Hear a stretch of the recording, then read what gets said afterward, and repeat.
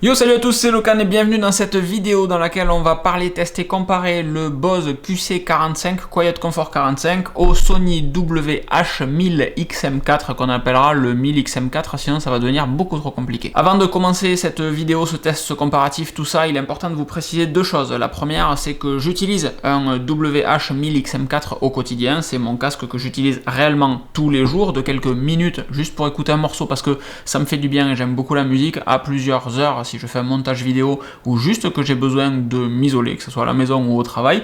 Et du coup, le Bose QC45 est le challenger. Le Sony sera le maître étalon pour ce test. La deuxième chose, c'est que personne ne m'a envoyé ce casque. J'achète moi-même les produits que je teste. C'est le cas aujourd'hui. C'était le même cas l'autre jour pour le Xiaomi Roborock S7 que j'ai encensé, qui est un robot aspirateur absolument fabuleux.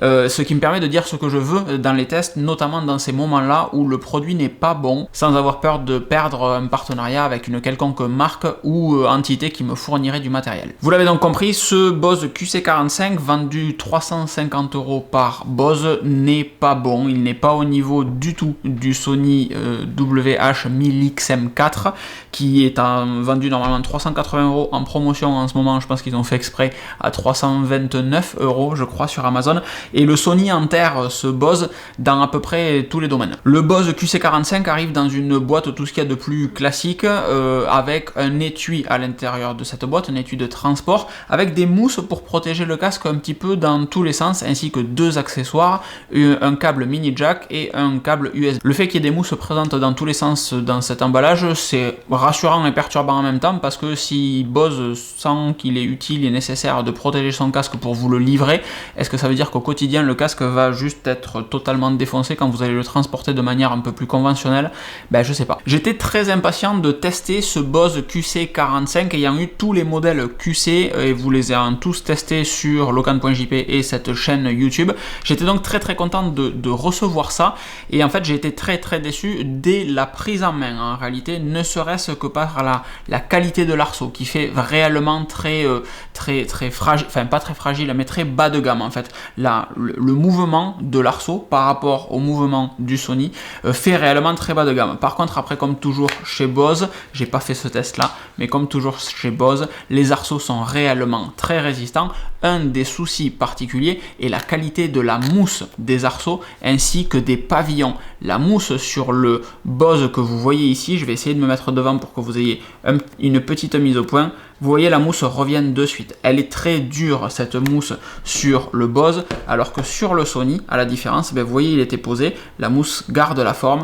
Si j'appuie, hop, la mousse revient bien plus doucement. C'est un gage de qualité, un gage de confort d'avoir une mousse toute moelleuse comme ceci. Le Sony va juste se placer autour de votre oreille, se poser sur les lunettes que j'enlève pour faire cette vidéo, sinon ça vous fait des reflets dans tous les sens, mais le Sony va englober tout ça très gentiment, très calmement, sans aucun problème.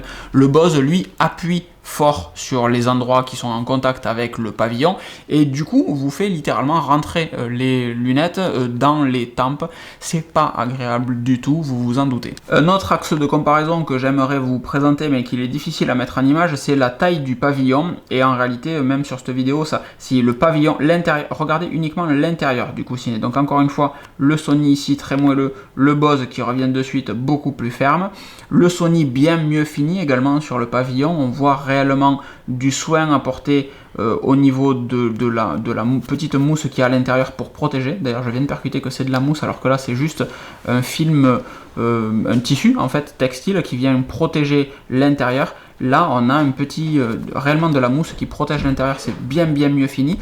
Mais l'intérieur du pavillon du Sony ici est plus grand que l'intérieur du pavillon du Bose ici. La différence fondamentale va se faire au moment où vous allez poser le casque sur vos oreilles. Moi, j'ai des petites oreilles, vous pouvez vous moquer autant de moi que vous voulez dans les commentaires, mais j'ai des petites oreilles, donc j'ai pas de problème avec la taille des pavillons des casques. Pour le coup, le Bose est petit. Je sens le bord du Bose sur le bord du pavillon sur mon oreille, alors que le Sony vient l'englober très largement.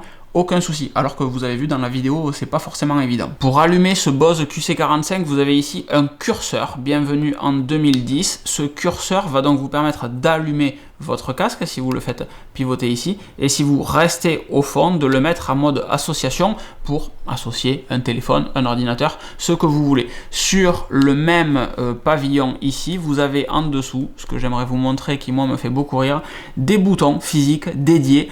Donc le bouton du milieu c'est le classique, vous appuyez une fois play pause, deux fois c'est morceau suivant, trois fois morceau précédent, et volume supérieur, volume inférieur, et avec la petite recharge USB-C ici. Sur le Sony, ça n'existe pas. Sur le Sony, encore une fois, on est en 2021 et donc tout le côté droit du casque, là, toute cette zone-là est tout simplement tactile et vous pouvez swiper vers l'avant pour le morceau suivant, swiper vers l'arrière pour le morceau précédent, vers le haut pour le volume plus fort, vers le bas pour le volume moins fort, deux fois taper dessus pour mettre en pause ou faire play.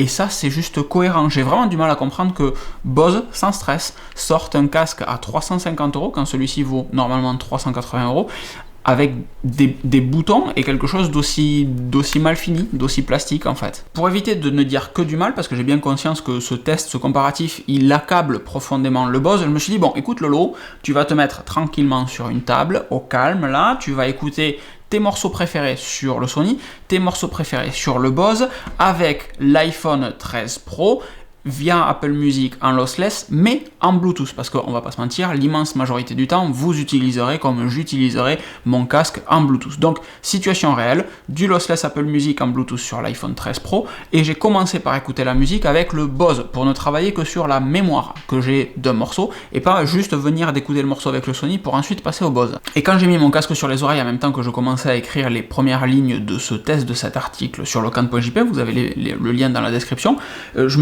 j'ai commencé à écrire, comme d'habitude, que le Bose mettait vachement l'accent sur les basses fréquences, sur les médiums inférieurs, et que c'était au détriment d'une scène déséquilibrée, comme d'habitude. Mais en fait, ça, c'est même pas suffisant, c'est même plus vrai, c'est même plus suffisant. Quand un casque comme le Sony existe, un casque qui est capable d'avoir autant, si c'est pas plus, de basses fréquences et de graves que le Bose, mais avec en plus de la richesse, de la qualité dans ces basses fréquences, dans ces médiums, vous écoutez une corde basse, un piano, ce que vous voulez sur le Sony, vous allez avoir votre contrebasse qui va réellement vibrer dans les oreilles. Vous avez tout le détail de la corde qui vibre, alors que sur le Bose, vous avez un bruit. Et ce qui m'a vraiment perturbé sur le Bose QC45, c'est le fait que Bose semble avoir mis en place un traitement logiciel pour faire ressortir davantage des aigus, ne sachant pas, je suppose, fabriquer une membrane qui sache reproduire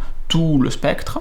Bose reste avec sa formule de on sait faire des basses fréquences et on les fait plutôt bien, ce qui n'est pas faux, et on va mettre en plus un DSP, un traitement logiciel quelconque, pour venir faire ressortir les aigus dans ce casque. Donc ça fait quelque chose de très bizarre et de réellement logiciellement apporté et pas physiquement proposé comme sur le Sony. Dans l'article qui est dans la description, encore une fois, je vous ai mis les 3 morceaux qui sont le plus marquants pour moi. J'ai Blue Ain't Your Color de Steven Lee Olson, qui est un live en fait, et sur le Sony, la voix, donc il y a une gratte et il y a la voix du mec. La voix, elle est ronde, elle est riche, elle est présente. Il pourrait chanter devant moi, en fait, quand je l'écoute avec le Sony. C'est le Sony ou les grosses enceintes qui sont derrière. Franchement, c'est kiff-kiff. Et il pourrait chanter devant moi. Je l'entends. Il y a le souffle, il y a le murmure, il y a la salive dans la bouche qui fait un bruit particulier. Sur le Bose, les aigus deviennent piquant, agressif, dérangeant vraiment, surtout quand on connaît la vraie version. La voix monte trop pour rien, c'est écrété par moments, on sait pas trop ce qui se passe. Le même saignement se produit quand j'écoute Left of Me de Caleb Lee Hutchinson, c'est très country comme playlist, hein. Les premières notes de guitare électrique, elles agressent vraiment l'oreille, ça commence de suite par de la gratte, et les premières notes réellement sont blessantes, c'est absolument pas agréable, c'est même pas tolérable, c'est juste vraiment pas agréable. Quand j'ai écouté ce morceau, j'ai juste eu envie d'enlever le casque rapidement. Il y a une guitare sèche en arrière-plan, il y a une caisse claire, et c'est pareil, elles sont trop présentes et vraiment pas de la bonne manière en fait. Et je mets encore une fois le doigt sur peut-être ce traitement logiciel qui fait que des aigus qui sont normalement pas trop là, encore une fois, ressortent exagérément, alors que vraiment c'est de l'arrière-plan, et là on les entend aussi fort que la guitare électrique qui est au premier plan.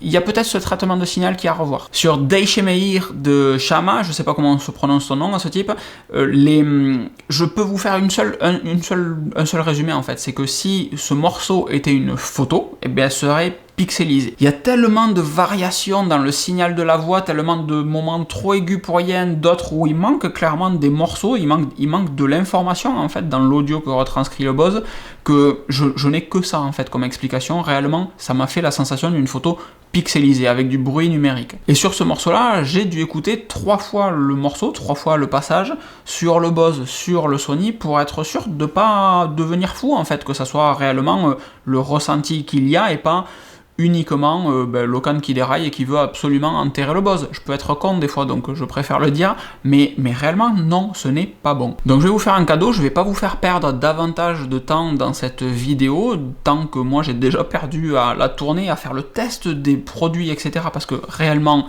c'est une perte de temps à ce niveau-là. Si tant est que cette vidéo vous ait plu, mettez un petit pouce, partagez-la à quelqu'un qui voudra acheter un Bose et dissuadez-le, s'il vous plaît, rendez-lui service. Comme je disais un petit peu plus tôt, je ne comprends pas que Bose ait le courage de proposer, ou la folie, de proposer le QC45 en 2021, un an après le Sony, à 350 €, quand le Sony est à 380, encore une fois, à 329 en ce moment en promo. C'est un casque qui vaut 150 €, 200 € grand max. À 150 €, 200 €, je suis indulgent et je vous dis que, ouais, globalement, c'est un bon casque. Mais à 350 €, on n'est absolument pas dans un casque haut de gamme, entre guillemets. On en est très loin. Donc je vous laisse avec ça. Je vous souhaite une excellente fin de dimanche. Cette vidéo est sortie un petit peu tard. J'ai commencé un nouveau boulot, en fait. Je vous en reparlerai la semaine prochaine sûrement ou sur la chaîne secondaire. Et je vous souhaite une excellente fin de journée. Du coup, je vous dis à très vite. Ciao, ciao.